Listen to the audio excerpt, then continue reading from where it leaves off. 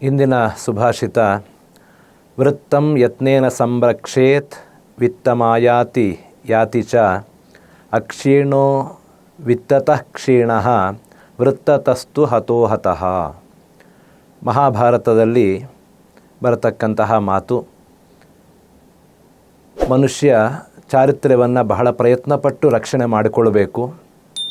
ಹಣ ಅನ್ನುವಂತಹದ್ದು ಬರ್ತದೆ ಹೋಗ್ತದೆ. ಹಣದಿಂದ ಯಾರು ಕ್ಷೀಣನಾಗಿದ್ದಾನೋ ಅವನು ನಿಜವಾಗಲೂ ಕ್ಷೀಣನಾಗಿರುವಂಥವನಲ್ಲ. ಆದರೆ ಚಾರಿತ್ರ್ಯವನ್ನು ಯಾರು ಕಳ್ಕೊಂಡಿದ್ದಾನೋ ಅವನು ಸತ್ತ ಹಾಗೆ ಸರಿ ಅಂತ ಹೇಳಿ. ವಿತ್ತ ಅಂತ ಹೇಳಿದರೆ ವಿದ್ ಅನ್ನತಕ್ಕಂತಹ ಧಾತುವಿನಿಂದ ಹುಟ್ಟಿರತಕ್ಕಂತಹ ಶಬ್ದ ಸಂಪಾದಿಸುವಂತಹದ್ದು ಅಂತ.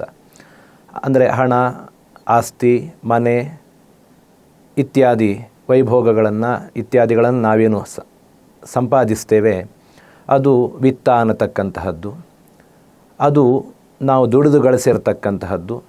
ಅದು ಕೆಲವೊಮ್ಮೆ ನಮಗೆ ಅಂದುಕೊಂಡಷ್ಟು ಬರಬಹುದು ಅಥವಾ ಹೆಚ್ಚೇ ಬರಬಹುದು, ಕೆಲವೊಮ್ಮೆ ಬರದೇನೂ ಇರಬಹುದು. ಅದು ಹಣ ಅನ್ನುವಂಥದ್ದು ಬರುತ್ತೆ ಹೋಗುತ್ತೆ. ಆದರೆ ಚಾರಿತ್ರ್ಯ ಅನ್ನತಕ್ಕಂತಹದ್ದು ನಡತೆ ಅಥವಾ ಸದಾಚಾರ ಅನ್ನತಕ್ಕಂತಹ ಅರ್ಥವನ್ನು ಕೊಡತಕ್ಕಂತಹದ್ದು. ಮನುಷ್ಯ ಸದಾಚಾರದಿಂದ ಹತನಾದರೆ ಅಥವಾ ಸದಾಚಾರವನ್ನು ಬಿಟ್ಟರೆ ಅವನನ್ನು ಯಾರೂ ಕೂಡ ಗೌರವಿಸೋದಿಲ್ಲ. ಆದ್ದರಿಂದ ಅಕ್ಷೀಣೋ ವಿತ್ತತಃ ಕ್ಷೀಣಃ, ಹಣದಿಂದ ಯಾವನು ಬಡವನಾಗಿರ್ತಾನೋ ಅವನು ನಿಜವಾಗಲೂ ಬಡವ ಅಂತ ಅರ್ಥ ಅಲ್ಲ. ಆದರೆ ಯಾರಲ್ಲಿ ಚಾರಿತ್ರ್ಯ ಅನ್ನುವಂಥದ್ದು ಇರೋದಿಲ್ವೋ ಅವನು ಖಂಡಿತವಾಗಲೂ ನಾಶ ಆದ ಹಾಗೆ ಸರಿ. ಚಾರಿತ್ರ್ಯ ಅನ್ನುವಂಥದ್ದು ಶೀಲಂ ಪರಂಭೂಷಣಂ ಅಂತ ಹೇಳ್ತಾರೆ.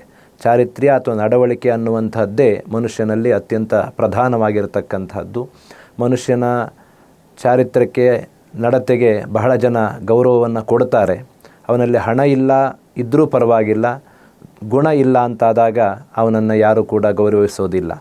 ಹಣ ಇದ್ದು ತುಂಬ ಶ್ರೀಮಂತನಾಗಿದ್ದು ಕೂಡ ಅವನಲ್ಲಿ ಚಾರಿತ್ರ್ಯ ಅನ್ನುವಂಥದ್ದು ಇಲ್ಲ ಅಂತಾದಾಗ ಅಥವಾ ಒಳ್ಳೆಯ ನಡತೆ ಅನ್ನುವಂಥದ್ದು ಇಲ್ಲ ಅಂತಾದಾಗ ಜನರು ಅದಕ್ಕೂ ಕೂಡ ಬೆಲೆಯನ್ನು ಕೊಡೋದಿಲ್ಲ.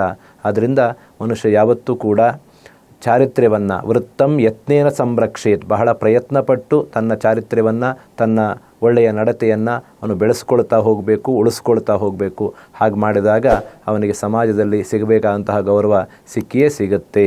ಆದರೆ ಹಣದಿಂದ ಅಂತಹ ಗೌರವ ಸಿಗಲೇಬೇಕು ಅನ್ನುವಂಥದ್ದೇನೂ ಇಲ್ಲ ಎಂಬುದೇ ಈ ಸುಭಾಷಿತದ ಅರ್ಥ.